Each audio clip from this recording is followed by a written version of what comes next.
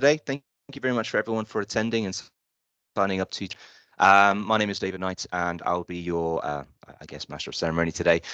So welcome to today's session. We're going to be covering carbon offsetting, talking around capture and removal.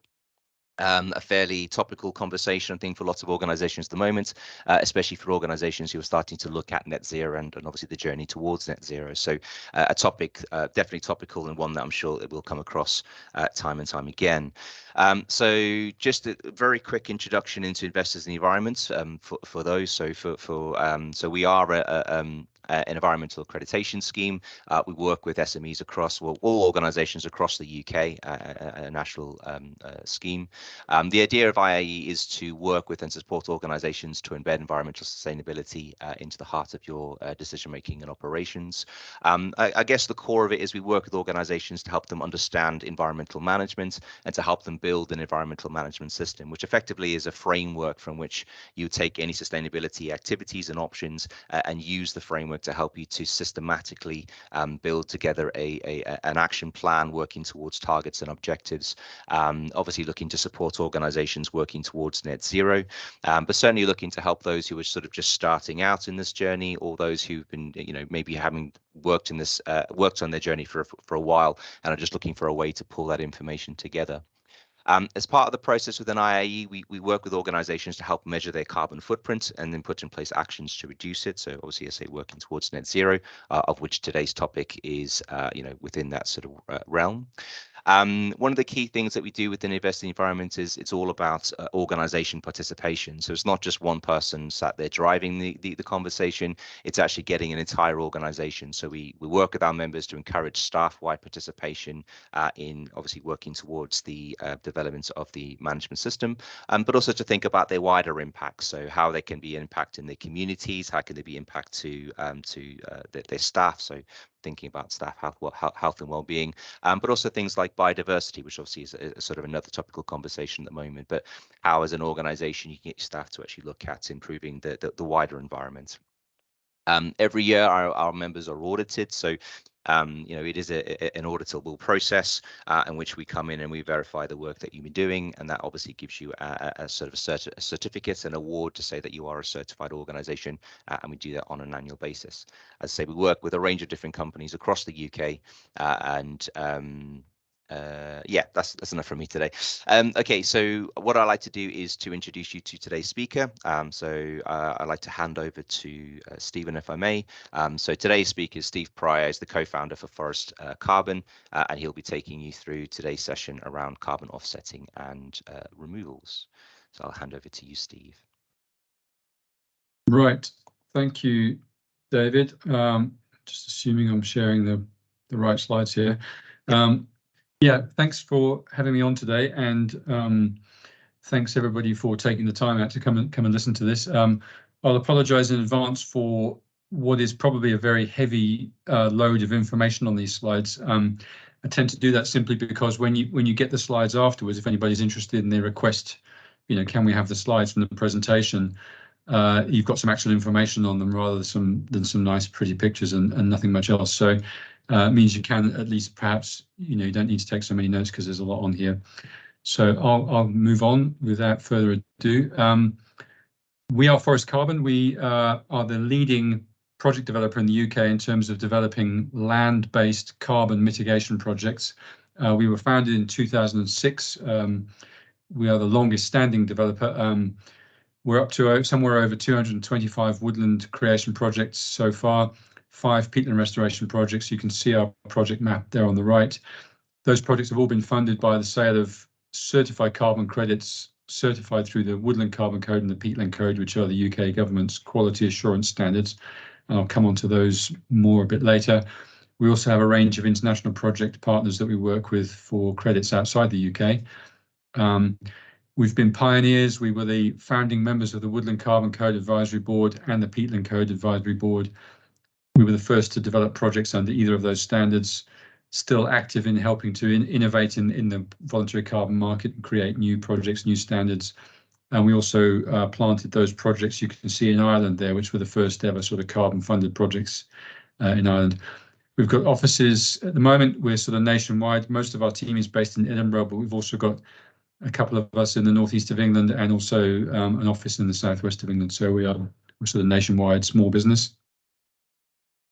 Again, this is more of our kind of what we've done so far. I guess this just goes under the heading of giving you some assurance that we have some history in this market and we have some experience, and we can tell you some things that might be useful for you. Just some high level numbers there. We're approaching 20 million trees planted or in the pipeline to be planted in the UK. 3.5 million tons of CO2 capture underway. Also got a pretty decent presence outside the UK. 3 million trees planted or protected outside the UK.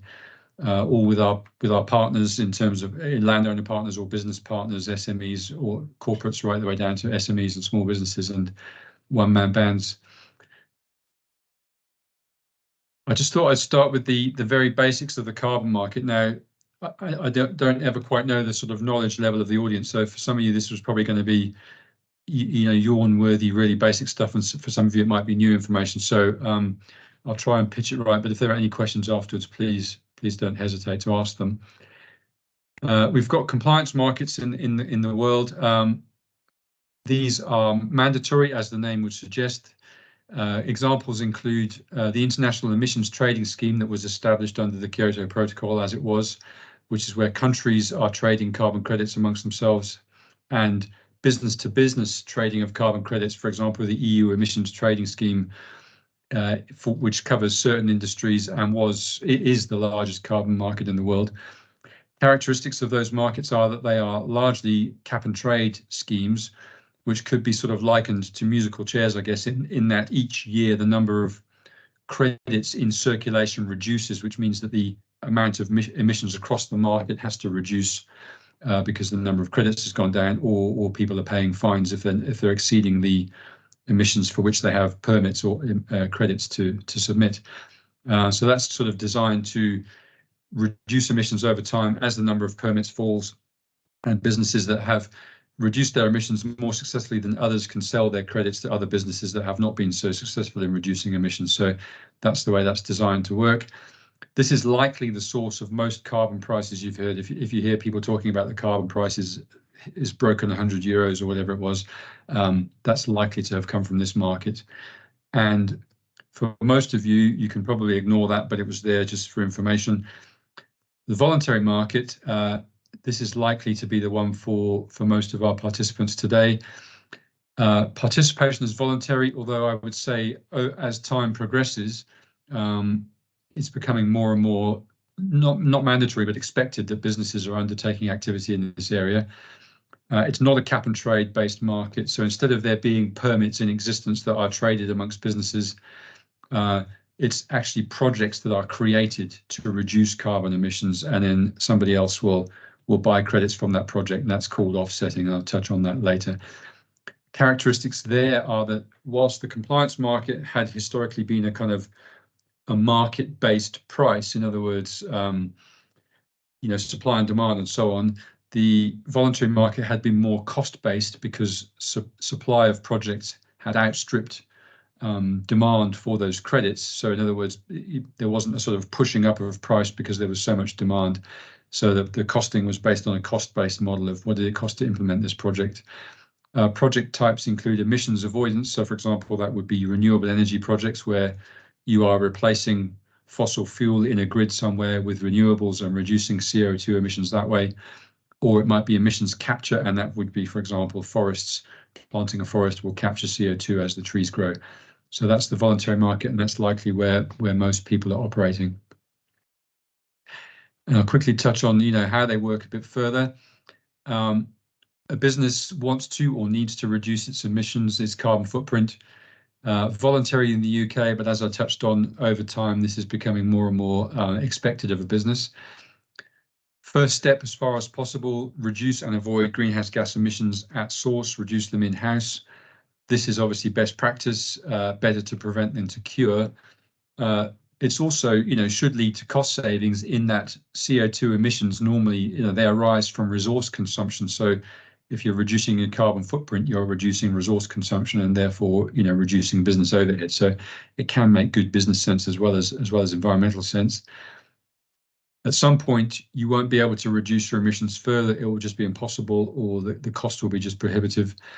At which point, typically, that's when you could start looking to offsetting. That would be paying somebody else somewhere else to reduce their emissions on your behalf and using those reductions to offset the remainder of your carbon footprint. That's called offsetting, and that's buying carbon credits from those projects elsewhere that avoid or capture CO2. You'll hear carbon footprints quantified in tons of CO2 or CO2e, carbon dioxide equivalent. But there are 6 greenhouse gases, but they're all converted back to CO2 so that you're comparing apples and apples when you're talking about emissions reductions projects and so on. So each offset credit equals 1 ton of CO2 equivalent avoided or captured. And credits will have a date on them. This is the date at which the CO2 reduction or avoidance will have been achieved by. Offset credits should be independently quality assured, so stakeholders can be sure of the integrity of the company's actions. That's obviously vital. You want to be able to be sure that the thing you're investing in, the project you're supporting, is credible, is real, has happened, has been monitored, and so on, and the reductions are permanent. And I'll touch on quality assurance more later, but that's sort of a non-negotiable with carbon projects. And there are many recognized certification standards, again, that I'll touch on in a moment. How the projects are quality assured. There's a core set of principles. There's quite a few standards around the world. They all meet a certain core set of principles. Audits should be independent by bodies audited or accredited under the relevant standard, but the auditors should be independent. In a UK context, the standards themselves are accredited to by UCAS, the UK Accreditation Service, to ISO 14064-5. And then the core principles in the standards around the world, we're talking about conservative, scientifically sound and project-specific estimates of the carbon savings. So we're not using, massively overestimating the carbon reductions that will occur in a project. We are using the latest available knowledge and doing the best we can to come up with a carbon number for that project and being conservative in that process. We're also buffering the projects, which means we are top slicing, in effect, the estimated carbon reduction of the project, top slicing it to put a lump of that carbon to one side as a sort of an insurance pool. Projects themselves should meet local social, environmental, legal requirements, again, a non-negotiable element, including community involvement, consultation, stakeholder consultation, and so on. The next point is additionality. This is almost the thing at the heart of carbon projects, the most important thing of all, which is a concept that says that you should be able to demonstrate that a project could not proceed without carbon funding. So, you might take, for example, renewable energy projects. A wind farm obviously generates electricity and it's paid for that electricity. So why did a wind farm need carbon funding in addition to revenue from electricity generation to proceed? And if you can demonstrate that extra funding was required, that project is additional and can generate carbon credits. If the revenue generation from electricity was so great that it didn't need carbon funding, then that's not a credible carbon project. So that's an important principle. Permanence and monitoring, that's a sort of long-term permanence of a project, which is to say that, will this project be here in 10 years, 20 years? And are we still monitoring it in that period of time? Are we still making sure that these emissions reductions are still happening? A project would typically be certified at the outset. So kind of in the Woodland Carbon Code context, for example, the thing we work with most closely, at year 0, you would certify a project to say, yes, this project is additional. The carbon calculations look sound. It has been implemented, and you can go ahead and call this a certified project. And then you would come back over time and recertify that project to make sure it's still going on, it's still doing what it said it would do. And leading examples in the world of voluntary carbon credit standards, the UK Woodland Carbon Code and the Peatland Code, both of those were funded by the government, developed through the government, through the Forestry Commission and DEFRA. And then outside the UK, we've got Vera, VCS, Gold Standard and Plan Vivo. Those are the sort of main ones. Beyond the standards themselves, we have registries. Once a project is certified, it will issue carbon credits in the number appropriate for that project. Those carbon credits will be issued online on a public registry. That registry then shows those credits, where they originated, who owns them, certification status of the project, has that credit been used yet or not, and so on. So it's all designed to provide complete transparency in the market, the certification status of projects, what businesses own the credits, what claims they've made against them, prevents kind of double claiming, the same credit being used twice, and so on. And again, there are these standards. S&P Global runs the registries for the UK standards, and Vera and Gold Standard both run their own registries also. And S&P also runs the registry for Plan Vivo. Finally, there's been a load of new activity in the last couple of years. We're in a market that in the first sort of 14 years of our existence, Forest Carbon evolved slowly, and in the last kind of 2 or 3 years, it's really changed very quickly. Lots of new initiatives coming on stream. So ratings agencies have arisen, similar to the ratings agencies you get in financial services, which are rating the sort of integrity of projects in terms of their additionality claims, their carbon calculations, and so on. Those are relatively new, those agencies, quite expensive to access. They're really primarily at this stage, at least, designed or aimed at financial markets themselves when they start really gearing up investment into carbon projects. This is where those agencies will come on into their own. There have been attempts at unification. There are many carbon standards around the world, and the VCM, the Voluntary Carbon Market Integrity Initiative, and also similarly named the Integrity Council for Voluntary Carbon Market, are both attempting to sort of draw those things together under one umbrella to sort of create a standardized approach to carbon credits, carbon projects, carbon claims, and so on. So I guess at this stage, it's a bit of a watch this space exercise. Those organizations are issuing guidance, issuing protocols, thoughts, processes, and so on. And it'll be a case of just watching to see how that sort of evolves in the next year or two. I suppose the next thing that is evolving fast is the tech entry into the market. First of all, that came in the form of conversations about remote sensing. When we verify a woodland creation project in the UK, at the moment, believe it or not, it does involve putting pins on maps, although that's done with apps these days rather than when we first started doing it with pins in actual ordnance survey maps, and going out with a length of rope of a certain length and creating a radius around those points and counting and measuring the trees within that radius to get a statistical analysis, a meaningful analysis. So obviously that's kind of labor intensive, and that needs to change over time. So remote sensing would be one of the first things we could look at there. Transaction platforms are coming on to sort of standardize contracts and so on and so forth, give you transparency about projects. We work with some of those partners. And then ultimately blockchain, there's an awful lot of talk about blockchain in the carbon market at the moment, but I think as far as we're aware, nobody's quite pinned down exactly how they're going to use it, the most effectively, although there's a couple of platforms launching soon that we're aware of. So those are all the kind of tech developments.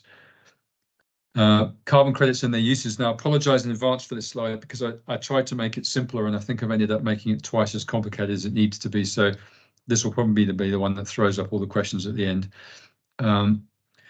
We've got ex-ante carbon credits.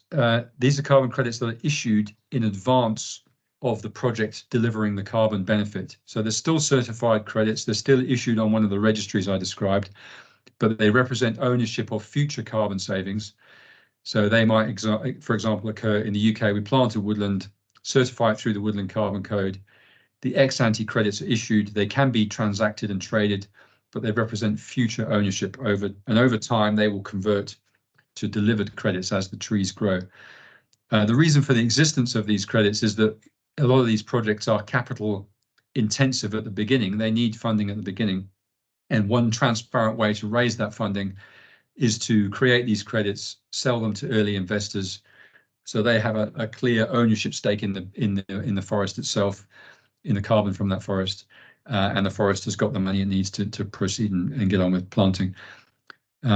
So they can't be used yet for offsetting any carbon claims because the carbon saving has not yet been delivered. They can be a demonstration of an investment in nature. They can be used today for softer claims around sponsorship, that kind of thing, or they need to be held for future offset reporting. And I'll give some examples of how that works later on. We have then ex-post credits. These are also certified. These represent ownership of delivered carbon savings. So these, for example, in the UK context, would be older forests that have already delivered some carbon savings. that typically in the forestry world is happening in projects outside the UK, which are much older than UK ones, or deliver carbon savings more quickly because of the types of forestry. Renewable energy is another example. That delivers ex post credits very quickly, because if you think about it, every time a turbine blade turns, it is immediately avoiding some fossil fuel loss. So those are ex post credits. They can be used for offsetting claims, carbon neutrality, and so on, because the carbon saving has occurred. So those are the sort of two different statuses of credits. Then we get onto the projects themselves. We've got emissions avoidance projects. As the name suggests, those are reducing emissions. For example, that might be peatland restoration in the UK, which stops carbon loss. It doesn't capture carbon, but it stops the loss of carbon. And avoided deforestation internationally stop carbon loss from deforestation. And then we've got emissions capture projects, sequestration. So you might have carbon capture and storage, woodland creation, for example, creating projects that will sequester carbon from the atmosphere. So those are the types of carbon credits and the types of carbon projects. What can you use them for? So we've got the different things you might want to use them for. CSR claims, those are the kinds of we've invested in, we've sponsored some tree planting, those kind of softer claims. You've got net zero claims, which is net zero as defined under the SBTi process. And then you've got carbon offsetting, which is more of a kind of a carbon neutrality claim. All of those are the three things you might want to do, and those are the credits you can use, but what credits can you use for what purpose? It's almost like a kind of a puzzle. So first up, we've got soft claims. You can use those ex-ante credits if you want to for soft CSR claims. We've got quite a few partners who just use Woodland Carbon Code ex-ante credits in the UK to say, we have sponsored some tree planting, but we're not claiming any carbon benefit here. But we use the credits as a quality assurance mechanism to make a soft claim. You can also buy those ex-ante credits for future use. You can hold them and wait and use them over time as the woodlands mature, or the peatland projects mature, and start using them in the future for those other purposes. Then we've got ex-post credits. Those are already certified, carbon savings are already delivered. Those can be used for offsetting, net zero or carbon offsetting. I can define those for you a bit later. We've got emissions avoidance projects. Those can be used for carbon offsetting and carbon neutrality. In the short term, they can also be used for carbon neutrality en route to net zero, and I'll touch on later why that distinction arises. Net zero, effectively, once you become net zero, you require capture credits, not avoidance credits. And then finally, we've got emissions capture projects, and these are the ones that can be used for both purposes. They can be used for net zero or carbon offsetting. And I apologize again for the complications of that slide. Move on to the claims you can make. Touched on this last slide. Carbon neutrality is around, you need to have a high degree of confidence in the footprint, or at least the bits of it you're making claims about.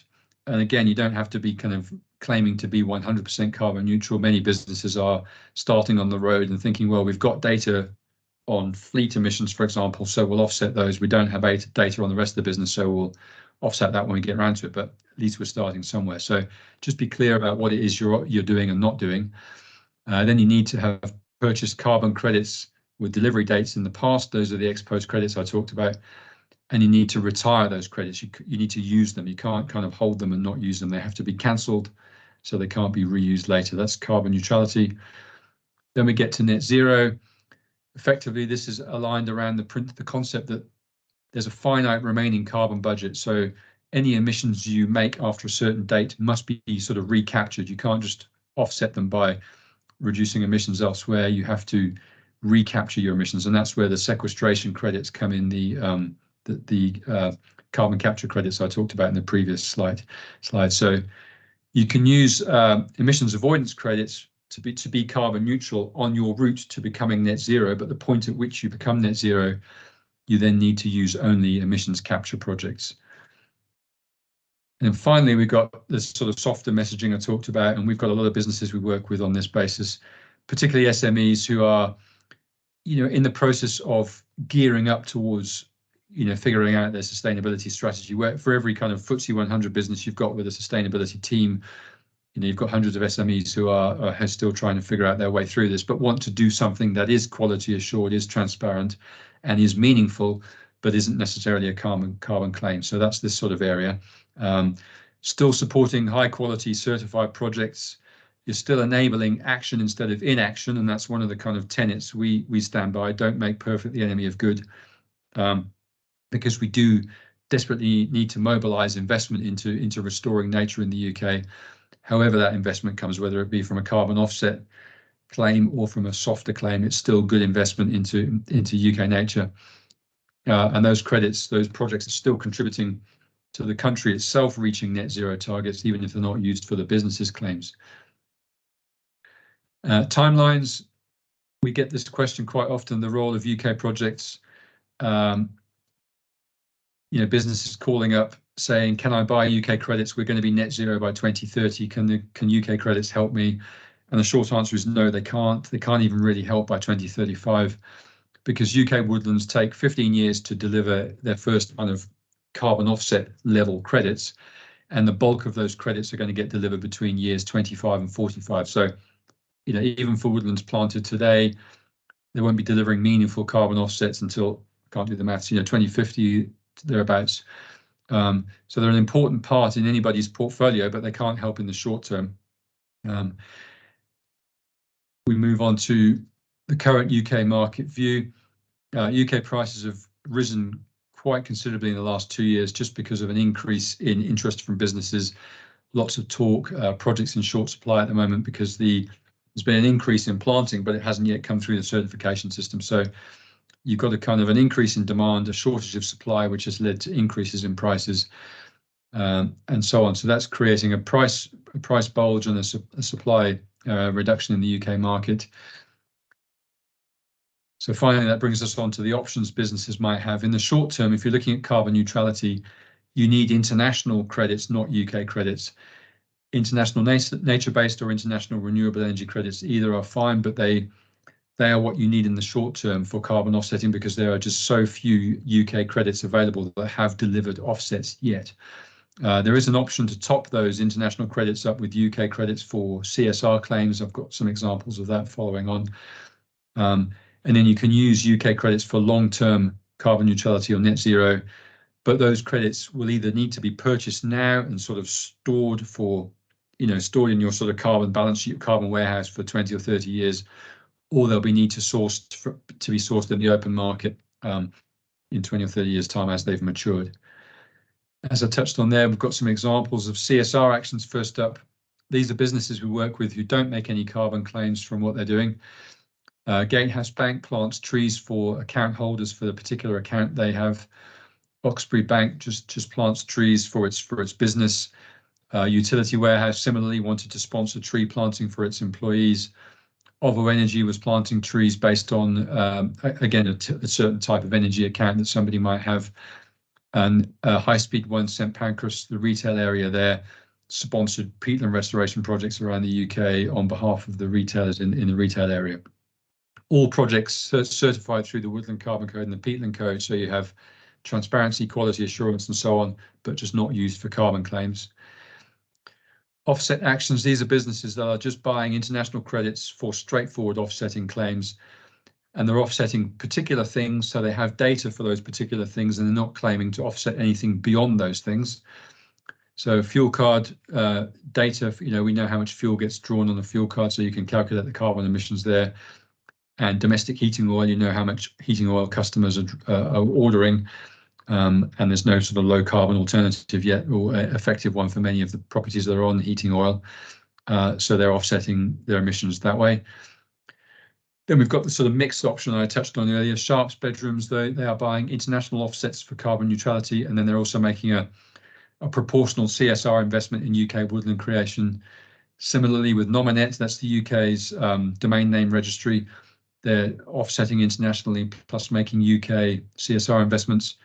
And British Land had a building that they developed in London and offset its life cycle using international credits, but also matched that with CSR investment in UK woodlands that would also deliver the same amount of carbon savings, but just over a much longer period. And finally, long-term project investors, Heathrow Airport, Accenture, both have invested in portfolio of credits across a range of projects around the UK, and they're not making any short-term claims about those projects. They're holding those credits in their portfolios, and they'll use them to report against emissions over the next few decades. Finally, a bit on messaging. I think it's finally how to avoid accusations of greenwashing. If you're making a carbon claim, you need to be transparent about this. Be clear about what's included. For example, I touched on that example earlier. If you've got fleet data but nothing else, make it clear that you're offsetting your fleet but nothing else. If you're using proxies or estimates, be open about that. We've started our emissions on this basis. We've approximated using this data, but we plan to improve our data as time goes on, and be ready to make your calculations available. So I think you can gain an awful lot of friends by being clear about what you're doing about, and particularly being clear about what you're not doing. Think long term.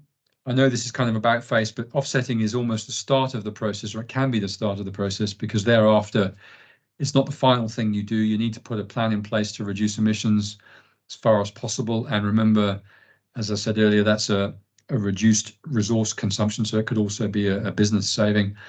And be ready to sort of communicate this plan.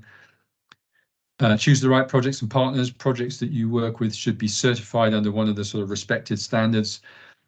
Make sure the people you're talking to, and there are many other people like us in the market who have been in the market for a long time and are credible long-term participants. Just make sure you're getting good sound advice from those organizations. And there's been sort of lots of new market entrants to date. Obviously, like anything else, they'll be of mixed quality, but just be sure you're working with someone that can answer your questions. And finally, don't make the wrong claim. I'm sort of labouring this one, but UK tree planting or peatland restoration isn't yet an offset. The projects are too young. They can only be used for the soft claims I touched on, the sort of sponsorship claims, or they can be held for future use, but they can't be used for offsetting today. Messaging support, here's a couple of examples. We normally work quite closely with businesses that are our partners to help them develop. These are both LinkedIn posts, I think, from memory, where we've helped them develop those stories to make sure that they are not going to be accused of greenwashing. And both, coincidentally, those are both peatland restoration projects that were supported by Water Plus and High Speed 1. And then I've already covered this one already, but I'll just mention it again. Typical offset projects. Renewable energy outside the UK, typically India or China, also Turkey, you find those projects. Low cost early ex-post credits, because renewable projects are delivering carbon savings quickly. Land use projects, forest creation or avoided forest loss or peatland loss. These projects are typically in developing countries, but they can be used internationally around the world. They produce available ex-post credits much more quickly than UK projects do, either because they're much older than UK projects, or they're type of projects that create ex-post credits earlier in the process. So, for example, avoided deforestation will produce an ex-post credit much earlier in its cycle than a woodland creation project will. Or you get forestry projects in the developing world that are faster growing than they are in the UK, so they're delivering faster credits. So again, those are the ones you need to be using if you want to offset in the short term. In the more developed world, UK, US, Australia, New Zealand are leading the way with domestic carbon standards. France and Spain following. Those credits are for use only within those countries. So you can't take a UK carbon code credit, for example, and use it in France. And there's a big range of prices in all of those projects, depending on project type, project location. And then you've got a class of sort of aid-based, for want of a better term, water access, clean cook stoves, clean transport, that sort of thing, in developing countries, usually the most expensive. So those are the different types of credit projects you might find. I won't linger on this slide. There's just an awful lot going on at the moment. It's a fast-changing scene. So these are just a summary of some of the quick things that could impact on a business in terms of guidance, policy development, so on, legislation. And the usual kind of here are some of the people we work with, and I've got examples of what those businesses are doing if anybody were to need any. And those are we, that's the team there, and those are our contact details. And